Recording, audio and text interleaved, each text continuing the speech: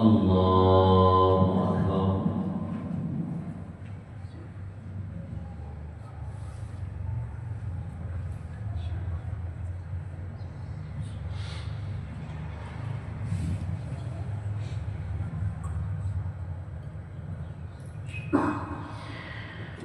الحمد لله رب العالمين الرحمن الرحيم مالك يوم الدين إياك نعبد وإياك نستعين اهدنا الصراط المستقيم صراط الذين أنعمت عليهم غير المغضوب عليهم ولا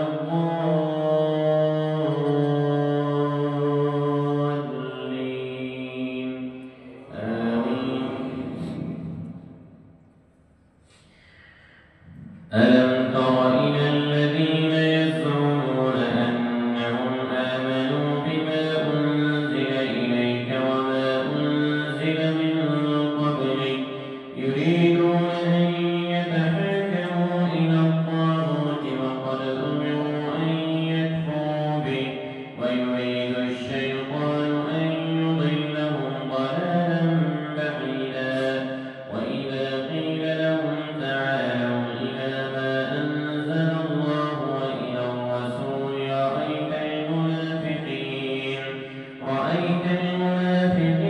يصدون عنك صدودا فكيف إذا أصابتهم مصيبة بما قدمت أيديهم ثم جاءوك يحلفون بالله إن أردنا إلا إحسانا وتوفيقا أولئك الذين يعلم الله ما في قلوبهم فأعرض عنهم وعظهم وقل لهم في أنفسهم قولا بليغا وما أرسلنا من رسول إلا ليطاع بإذن الله ولو أنهم إذ ظلموا أنفسهم جاءوك فاستغفروا الله واستغفر لهم الرسول لوجدوا الله توابا رحيما فلا وربك لا يؤمنون حتى يحكموك فيما شجر بينهم ثم لا يجدوا في أنفسهم حرجا مما قضيت ويسلموا تسليما ولو أنا كتبنا عليهم أن اقتلوا أنفسكم أو اخرجوا من دياركم ما فعلوه إلا قليل منهم ولو أنهم فعلوا ما يوعظون به لكان خيرا لهم وأشد تثبيتا وإذا لآتيناهم من لدنا أجرا عظيما ولهديناهم صراطا مستقيما ومن يطع الله والرسول فأولئك مع الذين أنعم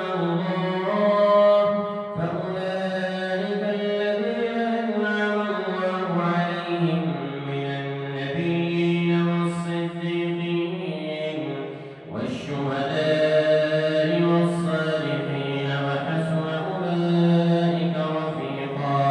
ذلك الفضل من الله وكفى بالله عليما يا أيها الذين آمنوا خذوا حذركم فانفروا ثبات أو انفروا جميعا وإن منكم لمن ليبطئن فإن أصابتكم مصيبة قال قد أنعم الله علي إذ لم أكن معهم شهيدا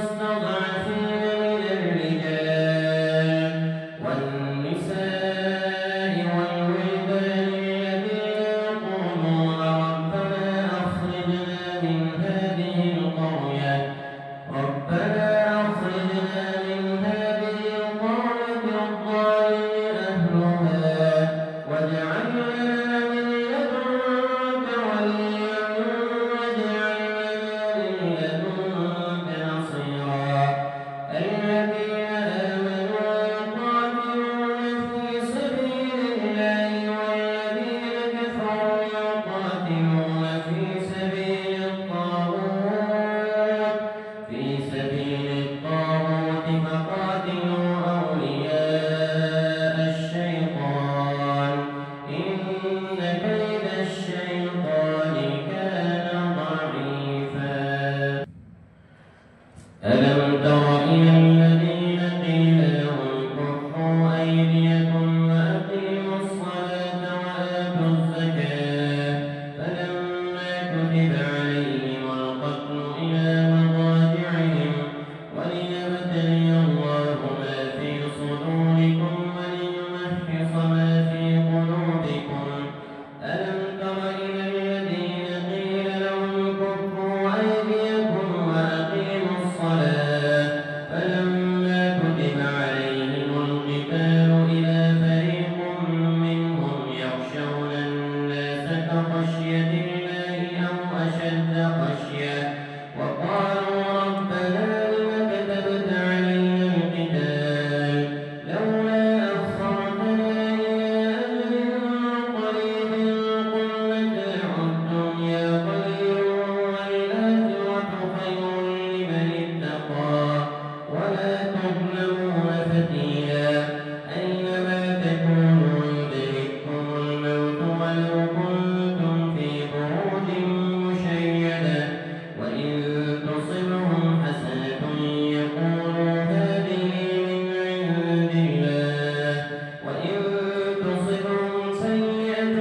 يقولوا هذه من عندك قل كل من عند الله فما لهؤلاء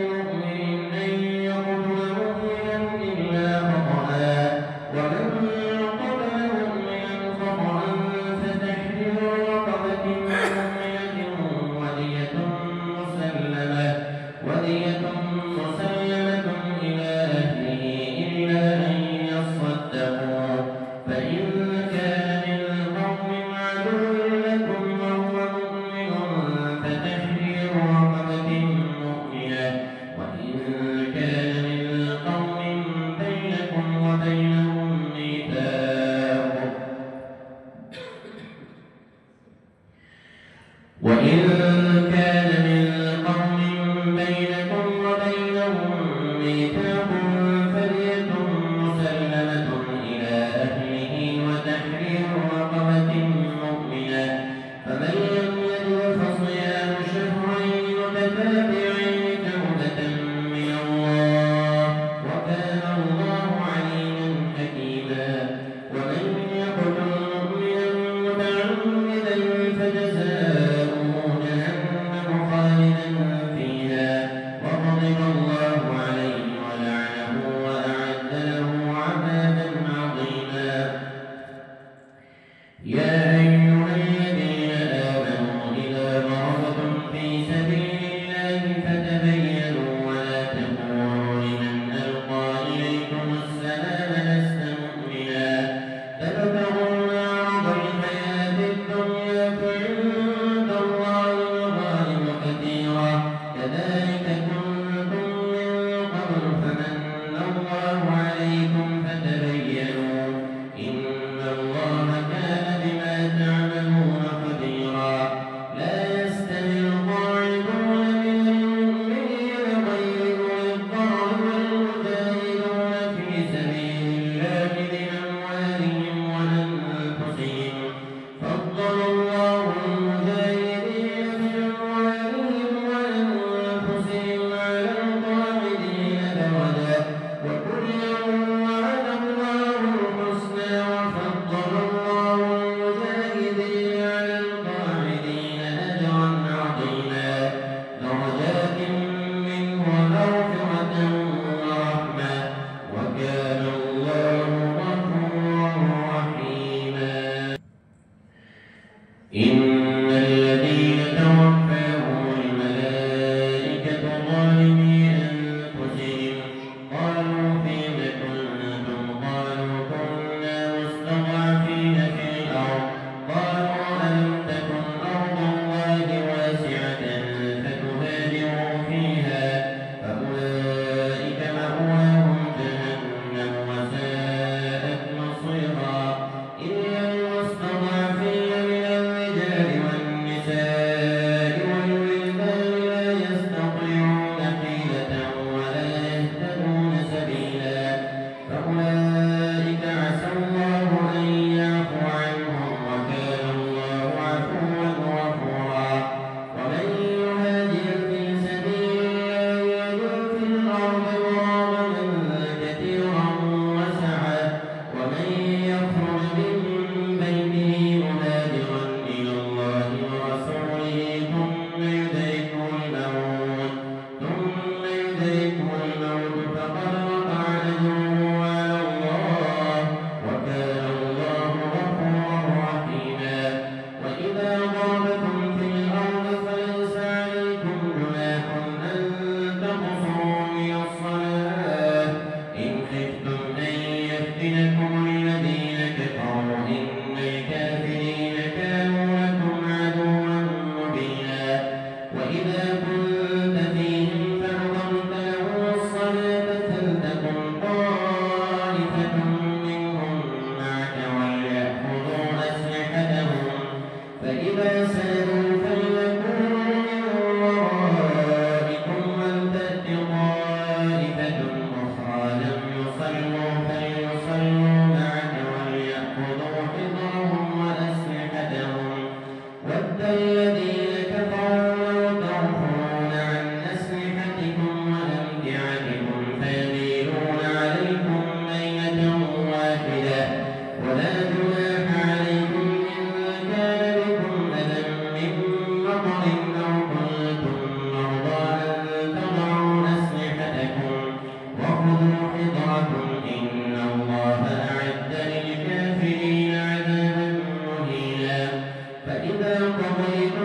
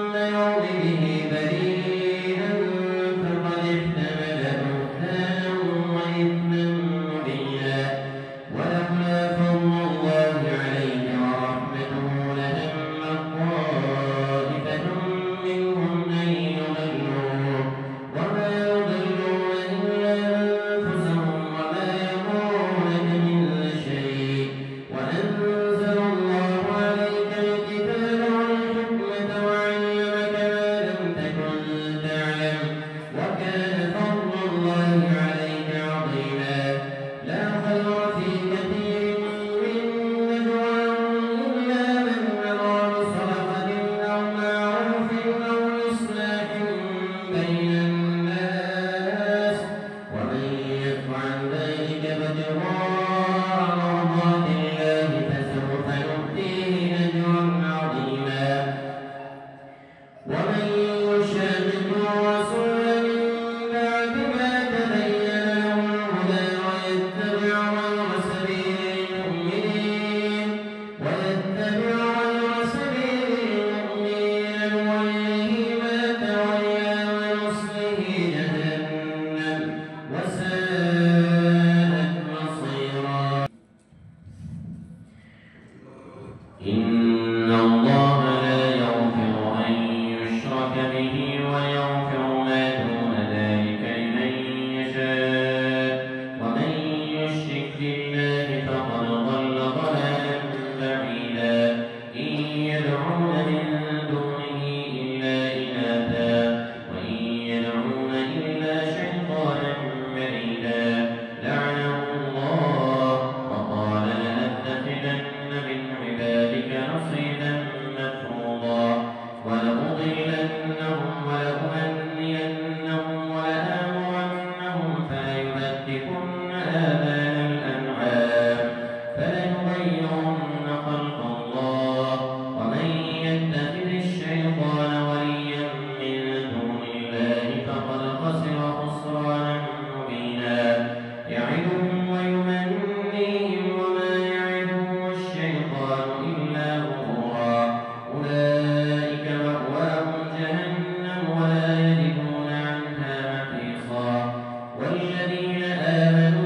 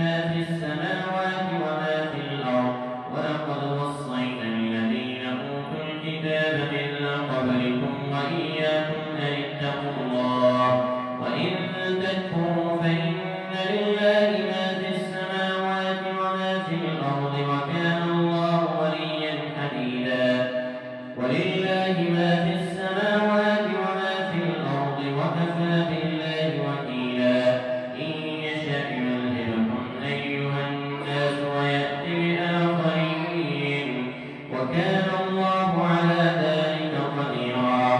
من كان يريد ثواب الدنيا فعند الله ثواب الدنيا والآخرة. من كان يريد ثواب الدنيا فعند الله ثواب الدنيا والآخرة وكان الله سميعا بصيرا. يا أيها الذين آمنوا كونوا قوامين بالقسط شهداء لله ولو على أنفسكم أو الوالدين والأقربين إن يكن غنيا أو فقيرا فالله أولى بهما فلا تتبعوا الهوى أن تعدلوا أو تلووا أو تعرضوا فإن الله كان بما تعملون خبيرا. يا أيها الذين آمنوا آمنوا بالله ورسوله والكتاب الذي أنزل من قبل ومن يكفر بالله وملائكته وكتبه ورسله واليوم الآخر فقد ضل ضلالا بعيدا. إن الذين آمنوا ثم كفروا ثم آمنوا ثم كفروا ثم ازدادوا كفرا لم يكن الله ليغفر لهم ولا ليهديهم سبيلا. بشر المنافقين بأن لهم عذابا أليما. الذين يتخذون الكافرين أولياء من دون المؤمنين أيبتغون عندهم العزة فإن العزة لله جميعا. وقد نزل عليكم في الكتاب أن إذا سمعتم آيات الله يكفر بها ويستهزأ بها فلا تقعدوا معهم حتى يخوضوا في حديث غيره إنكم إذا مثلهم. إن الله جامع المنافقين والكافرين في جهنم جميعا. الذين يتربصون بكم فإن كان لكم فتح من الله قالوا ألم نكن معكم وإن كان للكافرين نصيب قالوا ألم نستحوذ عليكم ونمنعكم من المؤمنين فالله يحكم بينكم يوم القيامة ولن يجعل الله للكافرين على المؤمنين سبيلا. إن المنافقين يخادعون الله وهو خادعهم وإذا قاموا إلى الصلاة قاموا كسالى يراءون الناس ولا يذكرون الله إلا قليلا. مذبذبين بين ذلك لا إله هؤلاء ولا إله هؤلاء ومن يضلل الله فلن تجد له سبيلا. يا أيها الذين آمنوا لا تتخذوا الكافرين أولياء من دون المؤمنين أتريدون أن تجعلوا لله عليكم سلطانا مبينا. إن المنافقين في الدرك الأسفل من النار ولن تجد لهم نصيرا. إلا الذين تابوا وأصلحوا واعتصموا بالله وأخلصوا دينهم لله فأولئك مع المؤمنين وسوف يؤتي الله المؤمنين أجرا عظيما. ما يفعل الله بعذابكم إن شكرتم وآمنتم وكان الله